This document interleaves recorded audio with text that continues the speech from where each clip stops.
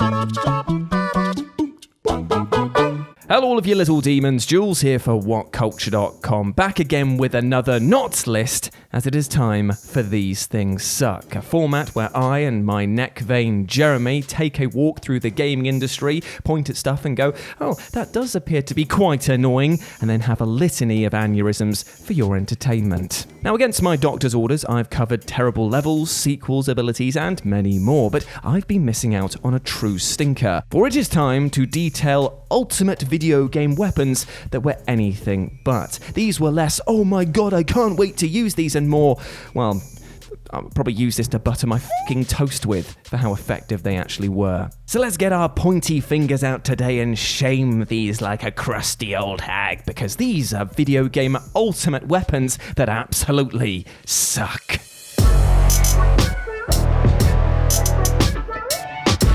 So let's begin with an ultimate weapon that I know people are going to expect me to talk about, but before I do, much like a pig's penis, there's a little twist. For you see, while I will be talking about the Giant's Knife from Ocarina of Time, I first want to talk about the Master Sword. Because you know what, friends?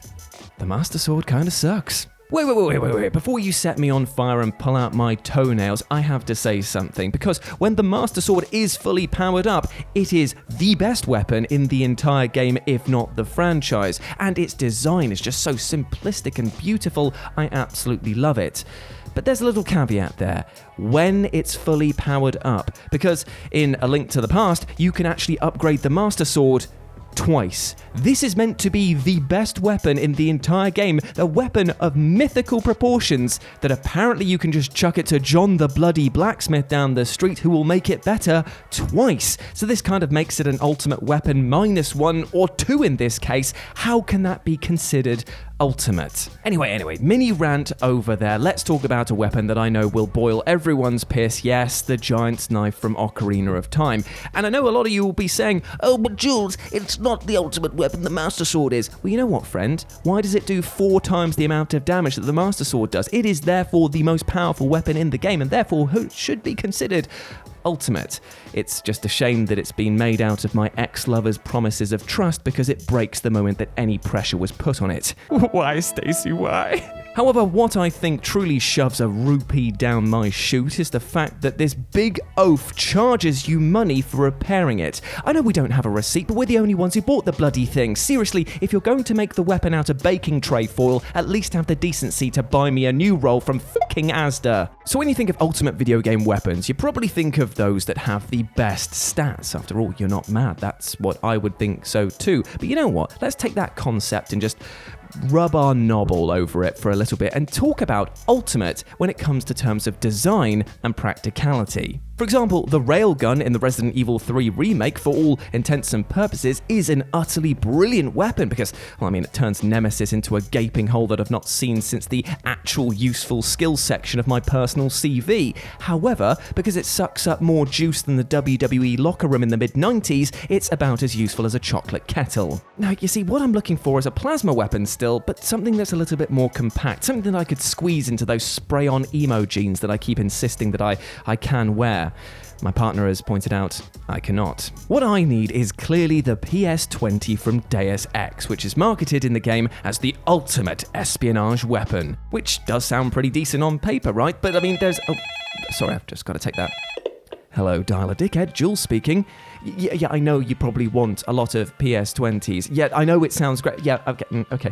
Well, I was just about to detail that there is one huge problem with it. No, I'm just a blue shirt. Why does that matter? No, listen, the problem is that the gun only fires one shot, and the explosion that it hits with causes you damage, and even if you shoot somebody in the face, even if they're a regular grunt, there's a good chance they won't die. Do you still want to buy it? No, I'm still wearing a blue shirt. What? Go away. Ow. Punch the table. Yes, that's right. One shot to the face probably won't kill them. What the f*** did Justin Hammer design this absolute piece of garbage? No wonder it's disposable, because it belongs in the bloody bin. So the next time that you see the PS20, tell it to PS off. Okay, calm down, Jamie. Okay, it's all right. So, well, this is the thing. I could have filled this entire episode with Final Fantasy Ultimate Weapons because, well, they drop the ball with them quite a lot. So, in a strange sense, in this not list, I'm going to introduce a new section which is called Holy Jules, this is getting pretty meta, as it's a countdown inside this. Have fun. So deep breath, here we go. Excalibur in Final Fantasy I is a legendary sword described as the ultimate weapon, but is then outdone by the Masamune, which you can get in the final dungeon. Final Fantasy II's Ultima spell is literally described as the ultimate spell to end all spells, but is outdone by Holy and Flare in terms of damage. Cheers. Final Fantasy X's ultimate weapons are blown out of the water by custom weapons, which are near on essential when taking on some of the game's super bosses. And Final Fantasy XII's Zodiac weapons are marked out as being the best of the best, but basically no one knew how to get them, and when the remaster version came out, all were relegated to the Sunday Football League by new weapons which are even harder to unlock. And that's only scratching the surface. However, my pick for today has to be, well, all of the ultimate weapons that you can get in Dissidia Final Fantasy, because every single character can get them, but they absolutely salt my crack in how you unlock them, because some are just arduously difficult to unlock, some require hidden codes, and the best part is that even when you do get a chance to wield them, they're absolute tosh, because most of their buffs only work if you're at full health. Have you seen this game? You could walk over a rock and be down to half health instantly. Trying to hold on to your HP in this game is harder than trying to grasp a falling Jenga tower made of razor blades. In short, do not waste your time. So if you've played the Soul Calibur series for even a nanosecond, you'll know that the entire thing revolves around a sentient, all-powerful weapon known as the Soul Edge. And it looks pretty badass, doesn't it? This overpowered weapon offers ultimate power at the cost of the user's individuality. Over the years, many have tried to lay claim to this weapon, either in an effort to destroy it or challenge the demonic force within and attempt to wrest control back and use the weapon to rule the land. It's all pretty bloody epic. And to be honest, it totally is. I mean, look at that design as well. It's like carrying William Birkin on a blade into battle. How could you not want that?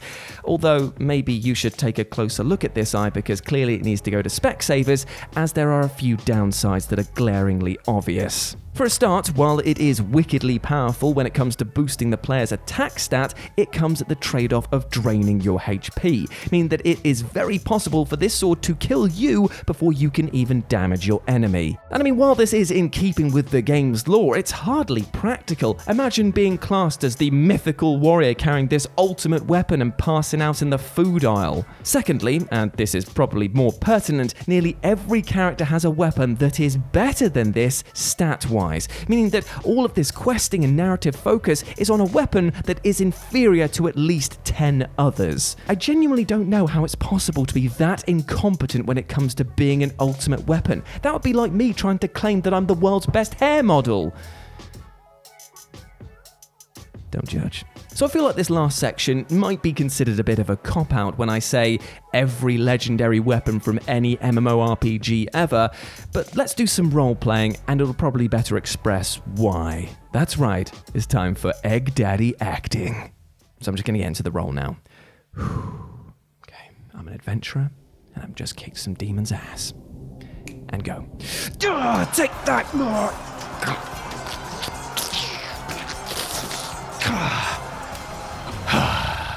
Thank you, traveler. You have slain the mighty Cyclops, Centaur, giant, and freed our lands from his very vague form of tyranny. Please take this ultimate weapon, the Taint Ripper, as reward. Think nothing of it. I will wield this ultimate weapon to free... Wait a minute, did you just call this the Taint Ripper? Yes, that's right, the Taint Ripper. Right, thank you. I will take this ultimate weapon and use it for the forces of good. Now I shall venture forth and tackle any manner of beasties and What do you have there? Is that's another weapon you're just hiding away. Oh, this is just the Gooch Gouger, but think nothing of it. But clearly that's got better stats than I have right now. Don't worry about it. This is for the next DLC. You've still got the ultimate weapon. For now. Well, can I have a go at least? Sure. Oh, really? 20 quid and 8 hours grinding. 20 quid and 8 hours grinding. Fine. End scene. And that, my friends, is why you should never trust ultimate weapons in MMORPGs. You're welcome. And there we go, my friends. That was another episode of These Things Suck. I hope that you enjoyed that, and please let me know what you thought about it down in the comment section below. And if you want to chat to your big, bold, bad boy, your egg daddy, a bit further on the social medias, then why not swing by Twitter and type in @RetroJ with a 0, and you'll find me. Or you can go to Live and Let's Dice, where I'm doing tons of live streaming at the moment. I mean, recently I've just started up a Fallout 40k. I'm trying to express it in the fact that it's Fallout New Vegas, but with loads of Warhammer 40k mods. It's utterly brutal. But anyway, I digress. Because before I go, I just want to say one thing. I hope that you are well, my friends, because even though we detailed today about video game ultimate weapons that suck, sometimes we can be a weapon to ourselves. We can damage ourselves without even meaning to. So I hope that you're treating yourself fairly, both mentally and physically, and allowing yourself to do something very important. Take a break. It is okay to take the foot off the gas every once in a while and just enjoy the scenery. You might gain some perspective on your life and be able to look at things in different ways, which will help you down the long run. I mean, this is the thing. I'm just speaking from personal experience. When I've gone a bit more introspective and taken my foot off the gas, as I just said before, I've been able to look at things and just gone, damn, I was wasting a ton of energy trying to change something that literally is outside of my control. And that little thing helped me take that energy and put it into something better so that I could grow as a person. And I hope that you can do the same. And remember, if you need support and help, that's fine as well. Friends, family, professionals in the support industry, these people care about you and want you to do well. Now go out there and smash it, you big ledge. As always, I've been Jules. You have been awesome. Never forget that. I'll speak to you soon. Bye.